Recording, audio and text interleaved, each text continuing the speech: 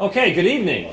I'd like to welcome everyone here to the public outreach session for the third Tennessee Valley Interstellar Workshop that we've just concluded.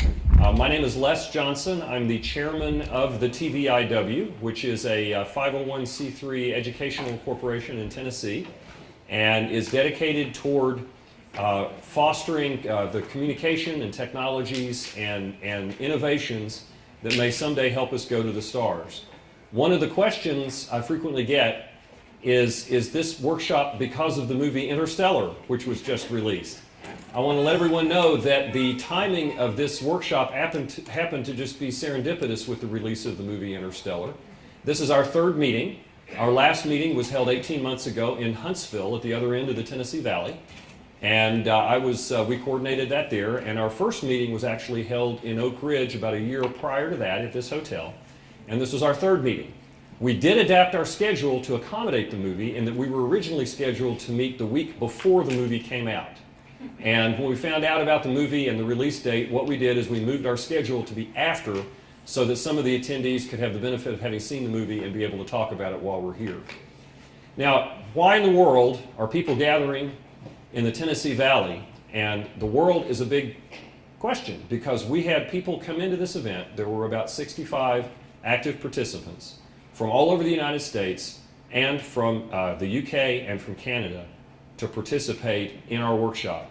We had scientists, we had engineers, anthropologists, science fiction writers, a book publisher, and people of all stripes who are interested and dedicated in the human species one day going to the stars.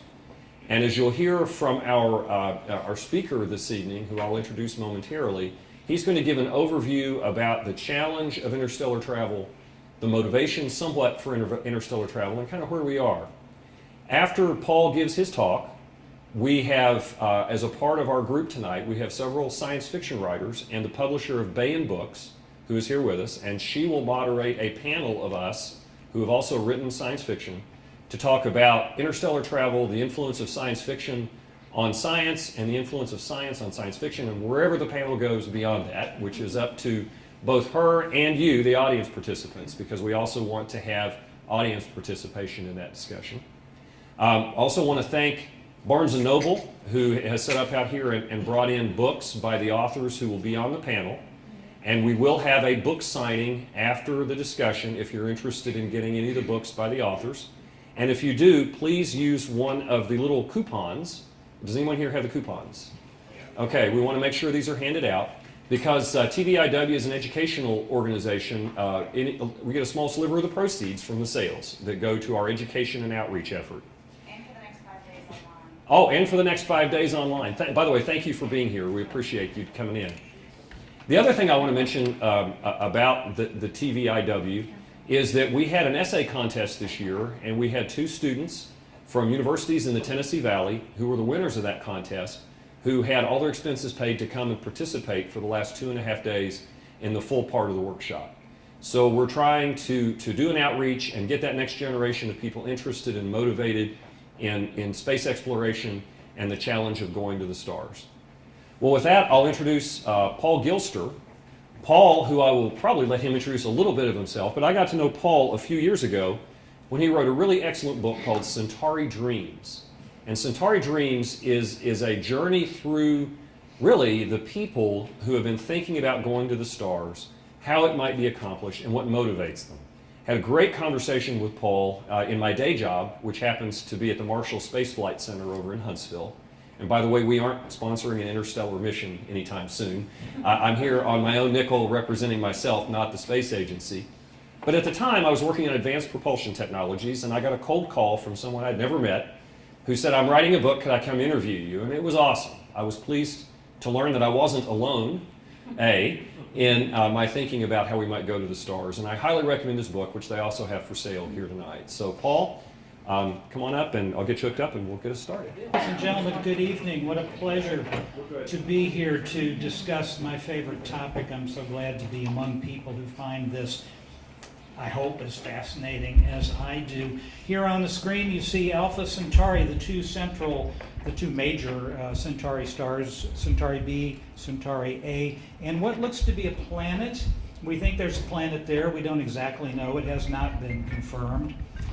We hope there are other planets in the habitable zone of either A or B, or perhaps even both stars. That's not out of the question. So how do we get into this mode of looking at something as improbable as a journey to another star? Well, you know, the Greek historian Plutarch once said that the mind is not a vessel to be filled, it is a fire to be ignited. And what I can say to you, I can't speak for anyone else, but for me, this is what did it. First slide, please. Ignition occurred in 1959. I am 10 years old.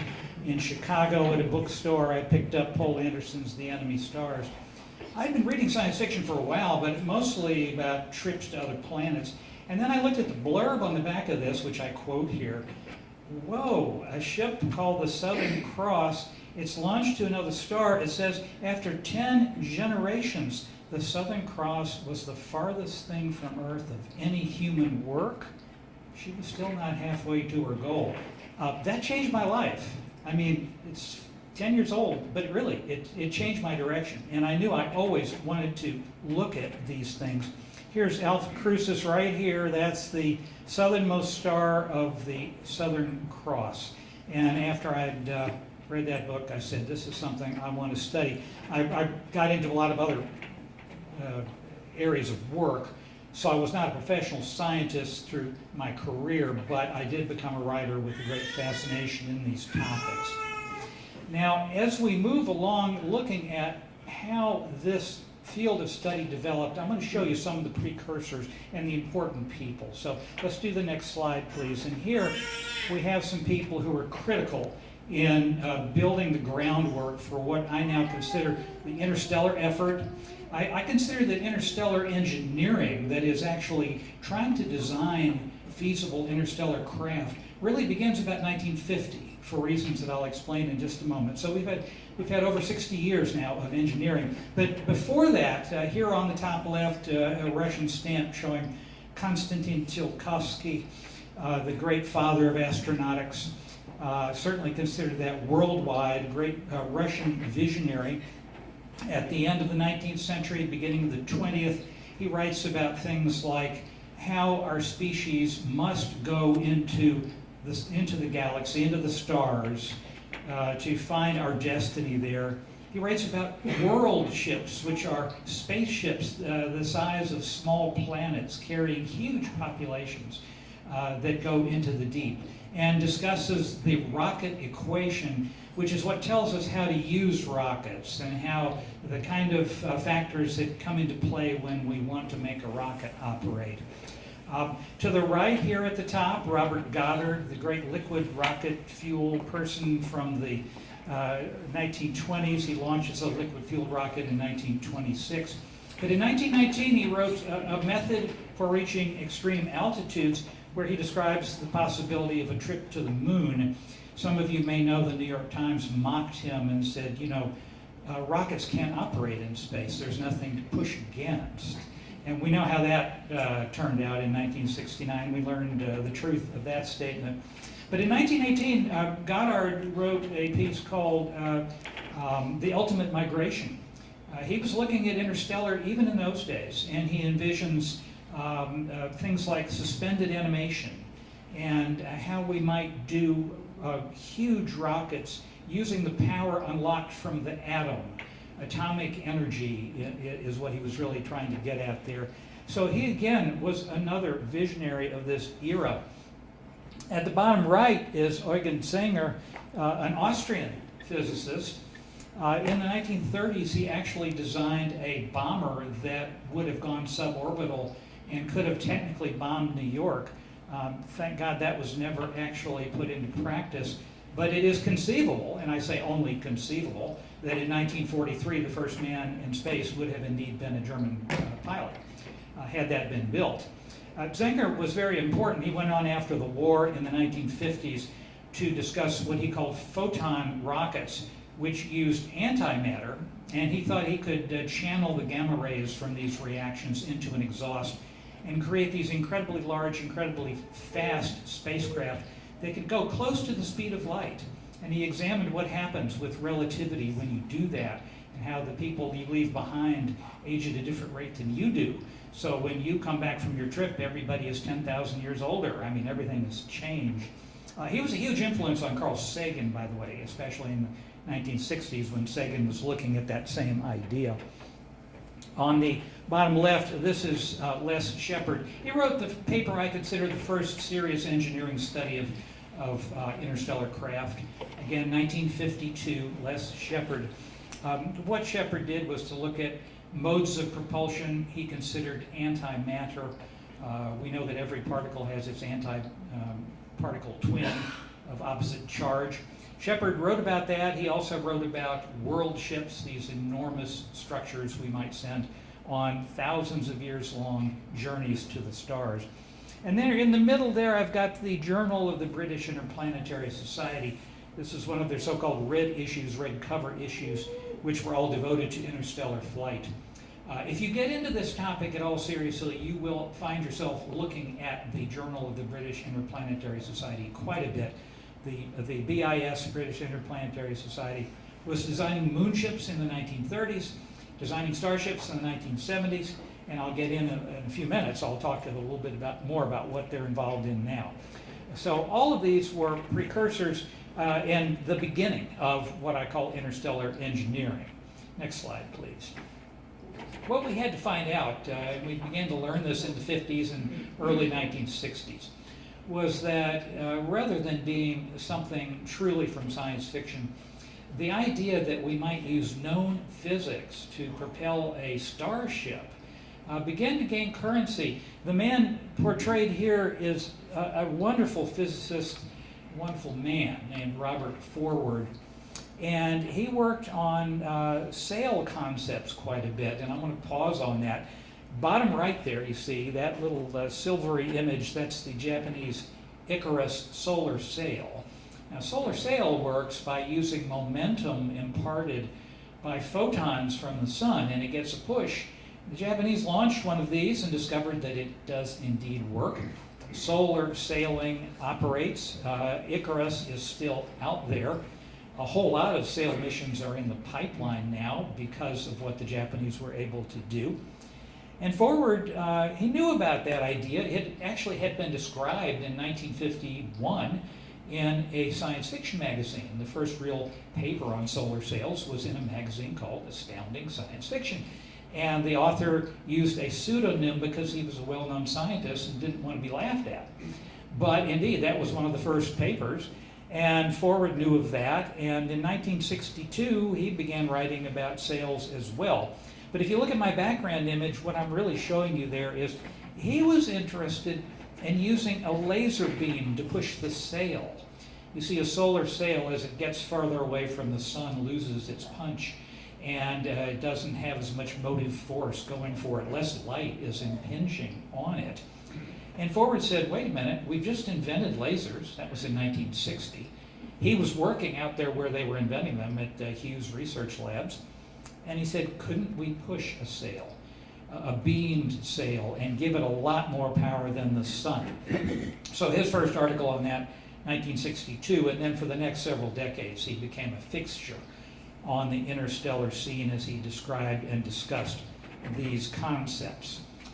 Slide, please. Here's a bunch of sails. Starting at the bottom, the far left, these are near-term concepts. Some have flown. I've already mentioned Icarus, which isn't on there, but NanoSail D, a NASA sail, has gone into a low orbit and returned. We're looking at very near-term sail possibilities from places like the Planetary Society. They're working on these. Notice that as time goes by, the sails get bigger. Part of that is we're learning how to use them, how to deploy them. Remember, we've only had Icarus out there in space actually using solar photons for momentum. We've deployed NanoSail D. We've got a lot more to do. And how do you deploy really large structures? Take a look at the sizes of some of these. As we start going up the ladder, we're looking at some of the concepts that Robert Forward came up with, beamed sails. And now we're looking at sails that, gosh, here we're looking at, there's a 1 kilometer sail, here's a 4 kilometer sail. And if you go over all the way to the extreme right, take a look at this 1,000 kilometer diaphanous sail that Forward believed we might one day be able to use. It sounds insane in a way, and then you think about it, we're entering the era of nanotechnology, possibly the use of assemblers to create things autonomously, robotic assembly in space. These things could be built in space. You would never launch something that big from the Earth. They could be built in space. We can work out ways that might be possible in the near term. So we're not talking science fiction here. Remember, Forward's concept was it has to follow the laws of known physics. Oh, and about that other part, the size and everything, he said, well, it's a problem of mere engineering. Some of you engineers roll your eyes at that, and did back in the days when he was saying these things, but that's how he felt about it. Let's go to the next, please. Here's his biggest concept. This is the drawing is actually from one of his papers. Forward came up with the idea of that huge sail, that 1,000 kilometer sail. What he wanted to do was get a superstructure, an infrastructure, I should say, of laser power stations in close orbit around the sun where there's a lot of light, and use all that power to set up a huge beaming operation. Beam power out to this gigantic sail 1,000 kilometers out there. And he actually came up with a lens to do this. If you look at this, this is supposed to be a 1,000 kilometer lens out in the outer solar system. You need that, he believed, because you don't want that laser light to start spreading too much. You want it to beam exactly on your sail. And if you can do that, you can send it through this lens, and that will do it. The lens is incredibly lightweight material, but there's so much of it that you'll notice it's 560,000 tons. Again, this presupposes that we have the ability to manufacture robotically these things in space. And there are trends that show us that we are headed in that direction where we might be able to do such things. This is also what Forward called a staged sail, meaning it breaks into parts. So when it gets its crew to Epsilon Eridani, which is 10.5 light years away, the outer part of the sail separates, flies ahead of the craft. The laser from Earth is turned back on and bounces off that outer part of the sail onto the rest of the sail, slows it down. I don't know if you want to be in the crew of that mission. I'm not sure that's what I would want to use to slow down, but there are other ideas we could talk about. But this is the big one that, the biggest one that Forward came up with. And again, it is outlandish in size and engineering, but makes the point that there's nothing in the laws of physics that prevent this. If we could build it, and it could also be considered that another civilization much more advanced than our own might well be able to build such things. For all we know, this is feasible. Next slide. Now, what I want to convince you of tonight is that interstellar engineering, which started, again, around 1950, in the early 1950s, it's a cumulative process. We come up with new ideas, and then sometimes old ideas get revisited. And so it's something that is a work in progress. Now, here's something that Forward designed called Star Wisp. It's an extremely lightweight sail driven by microwave beams. The sail itself becomes a huge antenna when it gets to Alpha Centauri and returns a signal of all the data back to Earth. Gets up to very high speeds, takes about 21 years to make the crossing to Alpha Centauri. And again, you need huge beaming apparatus to make this sort of thing work. So what do? Well, Forward lays down the groundwork. Here's what would work within the laws of physics. Now it's up to the community of scientists. Most of these guys not working or not getting paid for this kind of work. They're doing this out of love for the subject. And they start banging on the concepts, and we start talking about what might be done and how things might be changed to get better. So as you start looking at something like these huge sail concepts, Bear in mind that by the 1980s, Jeffrey Landis, for one, was working on how to make these concepts smaller, how to make them more achievable, more engineerable, if you will. He started looking at different sail materials, sails made out of boron, sails made out of carbon. He said that huge lens in the outer solar system, that's kind of crazy. Let's change that. We'll have a series of smaller lenses, much easier to build. He got the size of that sail from 1,000 kilometers down to 50. And so you see, we're headed in better direction as we keep banging on ideas.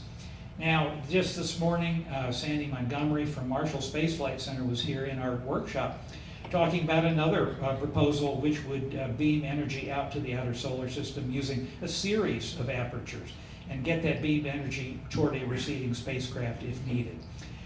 We've also, interestingly enough, we've had good lab work on this stuff.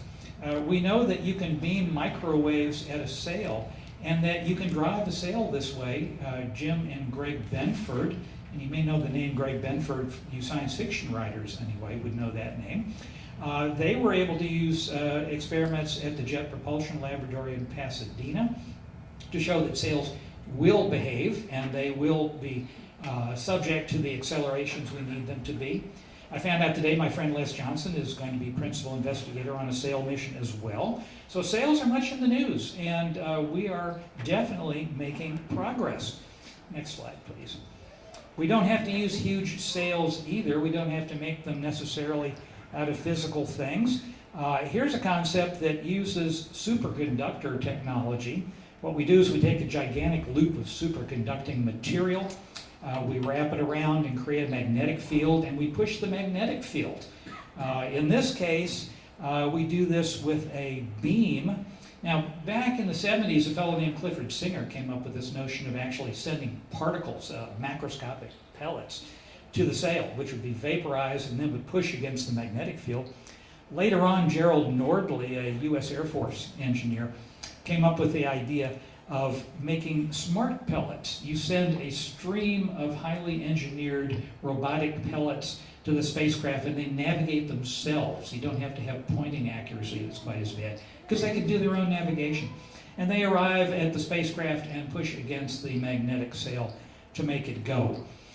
So here again, a new idea coming in, and now it too is being subject to the same process of being worked on and banged around.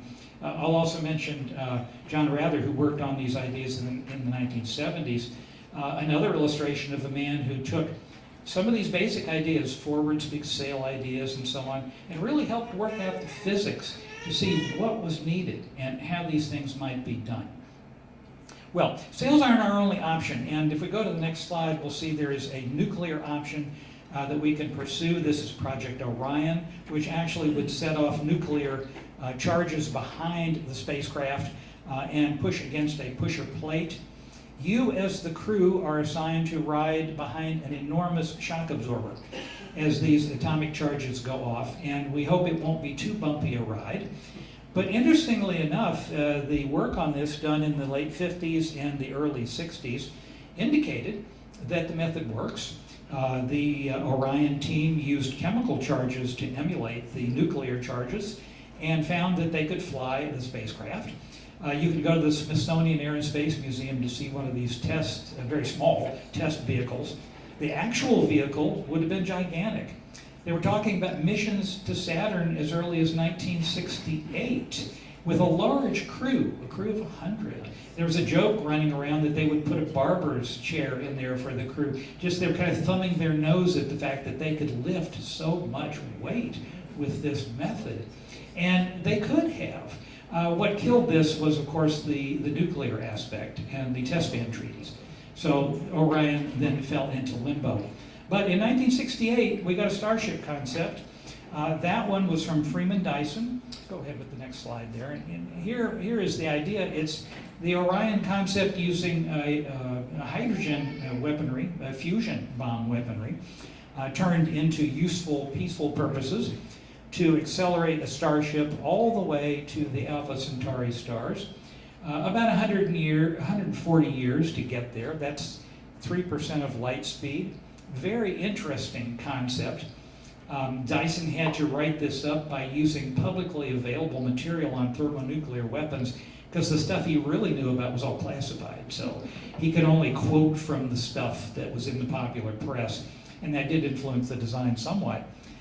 Notice on the bottom left, I've got a science fiction magazine cover. That's the so-called Ensman starship in that illustration. Robert Ensman took the idea of Orion and said, what if we could make gigantic world ships to carry huge populations, and we could propel them with a bank of these Orion engines? So that's probably the biggest Orion design that's ever been shown. It was on that analog cover back in 1973. Very interesting article written about it. Here's the one that I love. I mean, this one really said to me that this is something we can start engineering, and very early. This 1973, Alan Bond and Anthony Martin from the British Interplanetary Society went to work on this whole question of could we build a starship. Now think about it, 1973. The thinking being, hey, if we can even think of how to do it, much less actually do it, if we could actually think about how to do it, then maybe that tells us something, because surely a more intelligent civilization would know how to do it. And so they were asking, is it possible to have starflight? And as early as 1973, they put a team of scientists and engineers from the British Interplanetary Society on the case. They met at a place called the Mason's Farm Pub, Mason Arms Pub, much of the time, so it was designed over beer and pretzels and who knows what else. And it took 10,000 hours of working time and a number of years, but it resulted in the first serious, true Starship design, multiple papers, and an excellent report that summarizes all the work that went into it, which was quite extensive. Unlike Orion, this did not set off bombs behind the vessel, but instead used something called inertial confinement fusion, which we're still trying to figure out how to do. But the idea was that you could theoretically ignite fusion in small pellets of deuterium and helium-3 and get your engine to burn. This one was going toward a star called Barnard's star, about 6 light years out. Next slide, please. The idea behind Barnard's star was that at the time of design, there were some indications that it might actually have planets. And remember, this is back before we knew there were exoplanets. Some people thought Barnard's star was having some anomalous behaviors that indicated planets, and so the mission was designed to go there. But you can see how big it is. 54,000 tons, 450-ton payload, and so on. That's Alan Bond on the top right, by the way, one of the keys of this project. 50 years would get you to Barnard's star, and then when you got there, by the way, you couldn't stop. It would just fly by. And at 12% of light speed, you're probably in the planetary system there if it exists for a day or so. So it was extremely expensive proposition, but it did indicate that yes, this kind of mission could actually be done. And so in a very real way, it galvanized more interstellar thinkers to keep working on these ideas, to keep trying to make them more practical. Now, in the next slide, you'll see that the Daedalus design has indeed been carried forward by Project Icarus. Icarus Interstellar, founded in 2011, has had this wonderful idea, which was we've already got a working design, that's Daedalus, 1973 to 78. Why don't we every 35 or 40 years just revisit this and see what we could do, given that there's been a lot of changes in science? What would the new mission look like? So I'm putting up the website there for you to look at, because next year probably is going to be when they release their final report. And you're going to want to look at that, because it's going to be a state-of-the-art thing for how to drive a fusion-driven starship, just as Daedalus was back in the 1970s. I should mention, too, the marvelous Adrian Mann, who does all the artwork of these Daedalus slides and several of my other ones, who captures all of this so brilliantly. This is not the Daedalus design. Please understand, this is an artist's conception. They're still hammering this out, and they have several designs that they're working on. So I don't know what it's going to look like, but this is just to show you a possibility of something like this actually being built in orbit, although the plan is not to build it. The plan is to design it and to help drive interstellar design. Next slide, please. Okay, I'm going to wrap up pretty soon here with just a few more of the ideas that have come along to show you that there are many ways that people have decided we might do this. This is Robert Bussard's ramjet. Bussard got interested in the idea that you could scoop up interstellar hydrogen. Turns out space isn't totally empty. There's a lot of interstellar hydrogen out there. If you move fast enough and have a big enough scoop, and he was talking about 1,000-kilometer magnetic scoop, you could scoop up hydrogen and send that to a fusion engine. That was the idea. It inspired Poul Anderson's novel Tau Zero, which you see on the top right, where a runaway fusion ram scoop starship can't stop and keeps getting faster and faster toward the speed of light. And I can only say, how many scientists have told me that book gave them a career in aerospace. Read it if you haven't. It is genuinely a mind-expanding book. Next slide, please. We hammered on Bussard's designs as well and found out, well, one problem was he assumed there was one atom of hydrogen in every cubic centimeter of interstellar space. Probably not. The sun at the moment is between two clouds of interstellar matter. Probably it's about 100 times less than that. So that was one big problem. The other big issue that we quickly learned about was that drag happens when you get a magnetic scoop this big, and instead of actually collecting all your hydrogen, you're getting a lot of drag and you're slowing down. So now we have to start thinking creatively, how can we use that phenomenon? And that results in something called the magnetic sail, which is also being considered as one possible thing we can push against to send a Starship. I'll mention that my friend Al Jackson, who was here at this meeting, designed, along with Daniel Whitmire, a type change to the Bussard design, which would have used a beamed laser to send energy to the spacecraft. And once that occurred, then you could actually lose some of the constraints that you had, even though you were still using interstellar hydrogen.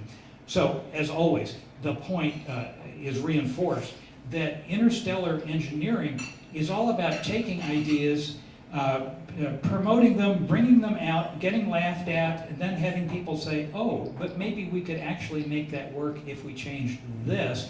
And then you get laughed at again, but then someone else says, no, but we could try this. And it keeps getting iterative and things keep getting better. TVIW is part of this. We meet to try to make these things get better, step by step.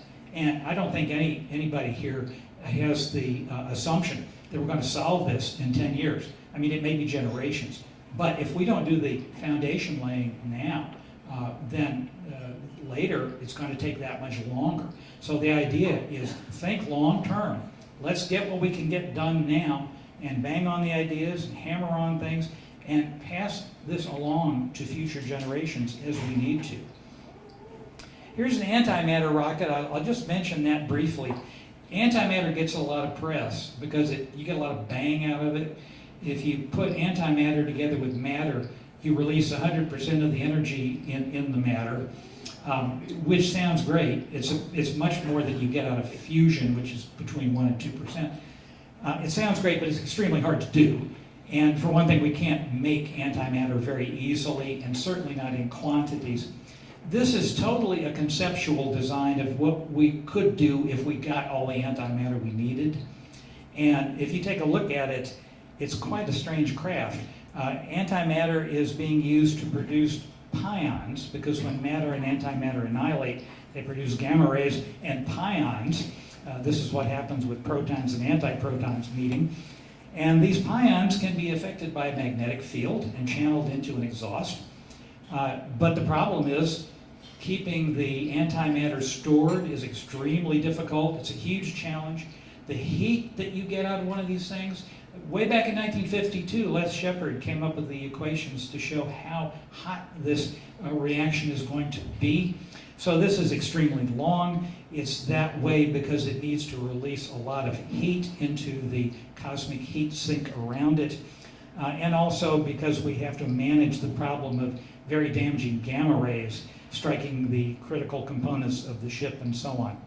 So an antimatter rocket, well, a possibility, but now we're really out there with the long shot possibilities. Next slide, please. Here's a world ship alternative. Remember, Tsiolkovsky wrote about these. These go all through early science fiction.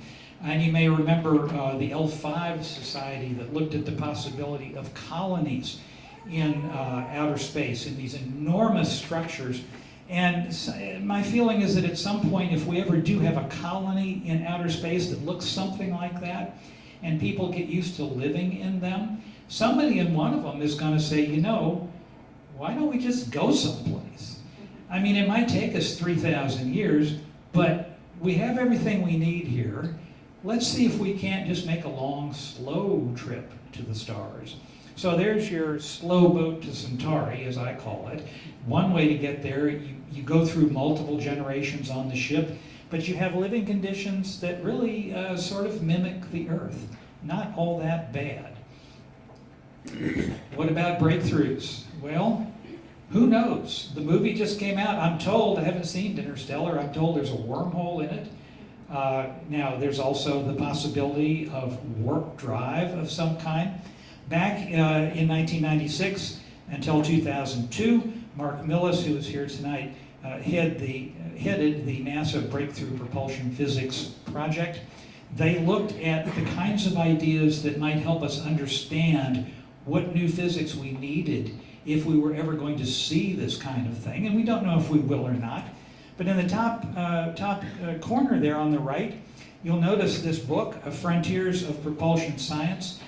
Here is the Tau Zero Foundation's first book, a series of essays based on the work that Mark's team did at the BPP project, Breakthrough Propulsion Physics, analyzing the results very carefully, talking about what works, what doesn't work, where we might go, what kind of directions we might take if we want to head in this direction.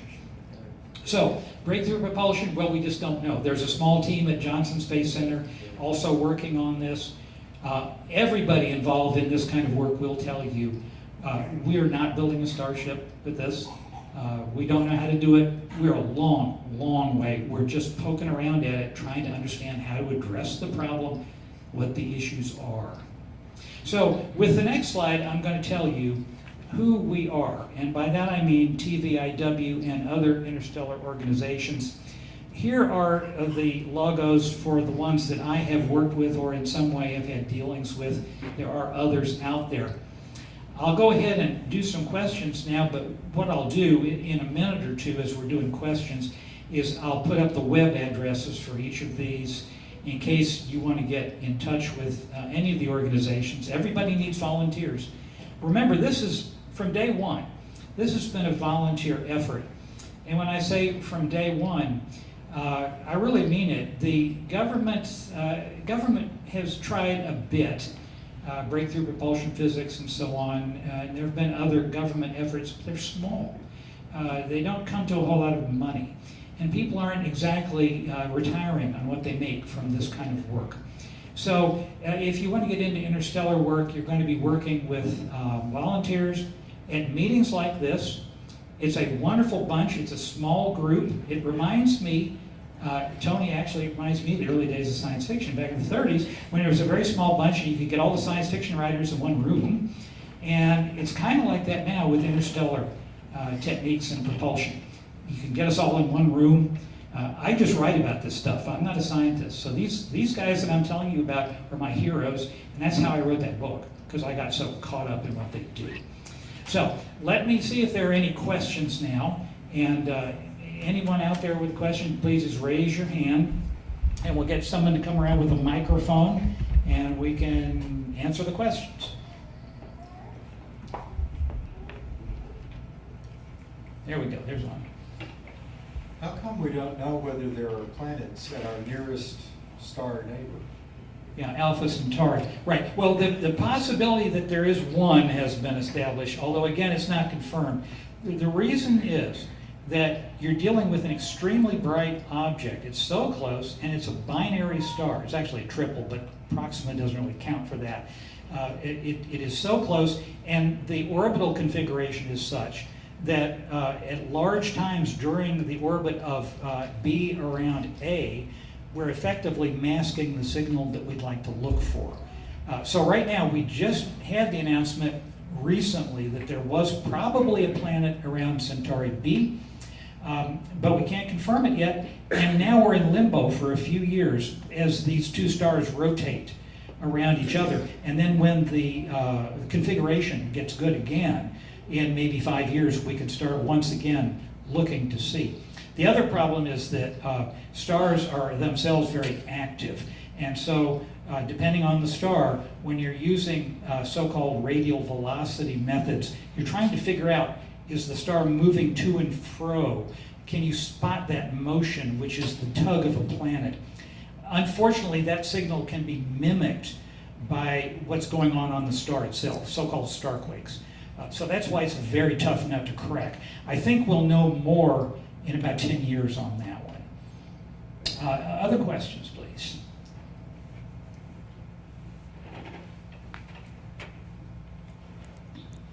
If the Centauri system is a ternary system, then does it really matter if we want to go to it or not? Would that planet even be possibly hospitable? I mean, it sounds like we're dealing with a Tatooine system then.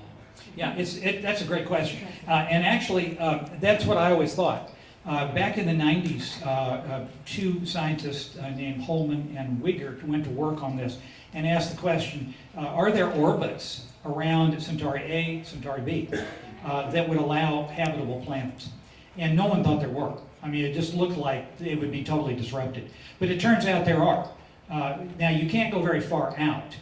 In other words, if you get farther than about the orbit of Mars, then your orbit of your planet is going to be disrupted. But of course, the habitable zone for us is much closer in. So yes, theoretically, we could have a habitable planet around Centauri A. Technically, we could have one also around Centauri B. Now think about that. If you had two habitable planets, I mean, what if we had a habitable planet about as distant from us as, say, Uranus? How would that affect our planning for space? I mean, my guess is it would make us into a spacefaring civilization much earlier. Yes, go ahead. I mean, that just seems like a when worlds collide situation just waiting to happen.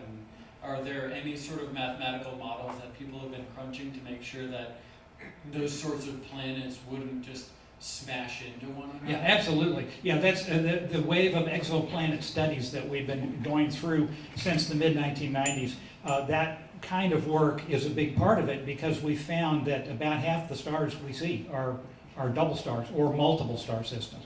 And so then the question was, and I remember back when I was coming along, everyone said, well, a double star could not have planets that have life. So they studied this very hard, and the results that I reported on about stable orbits have been vindicated in many different studies by different scientists.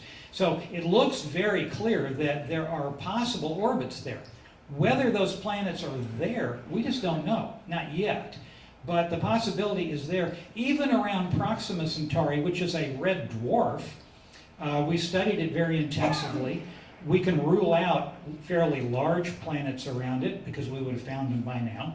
But theoretically, smaller planets in close, where a habitable planet would need to be, are still in the mix. So we don't even know for sure about Proxima Centauri. Yeah, Tony. And, Paul, isn't one of the things Dr. Sager from NASA reported at this conference that the data they're getting from the Kepler probe to look for exoplanets is showing them that we don't really understand how planets form. The scientists are very, very excited because their models are kind of wrong, and they're excited because they get to make new models. There's nothing that gets a scientist excited more than a model that breaks down because it tells you there's something to be learned. And yeah, that's right. You know, we've had the Kepler mission out there studying stars and looking for the signature of a planet moving in front of its star, and we're finding thousands of these planets. And so what you get is, it turns out our solar system is kind of strange.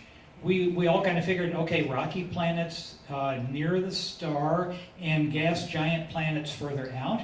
And now we're finding that there's all kinds of configurations, and our particular one does not seem to be very common. So this is very strange, and I think it took a lot of us by surprise, and the scientists who specialize in this are having a field day, because every new discovery seems to point to a new planetary find, a new solar system configuration. Very interesting times to be in that line of work. Do we have time for one more, Les? One more. Okay, one more is it. If anyone else has one, we're glad to do it. So what are your own plans in terms of writing, in terms of pushing ideas? I try to keep up with this stuff. After I finished my Centauri Dreams book, I started a website with that same name, and the idea there was that I would start planning the next book by putting all my notes onto this, and it was not meant to be public, but it got to be, and so now it takes up all my time. So David, what I do now is mostly web work, trying to keep up with the daily inflow of news. Who would have dreamed that there would be so much stuff happening in the interstellar community that could sustain it? I do 5 a week and sustain that effort because so much is happening. So that's pretty much it, although I do have another book kind of tentatively blocked out, but not enough to really get into it. But thanks for the question. I appreciate it. Very good. Thank you, Paul. Thank you very much. It's been great having you. Okay. Oh, yeah, do the web addresses, that next Make the slide. slide of the web addresses while we do the panel.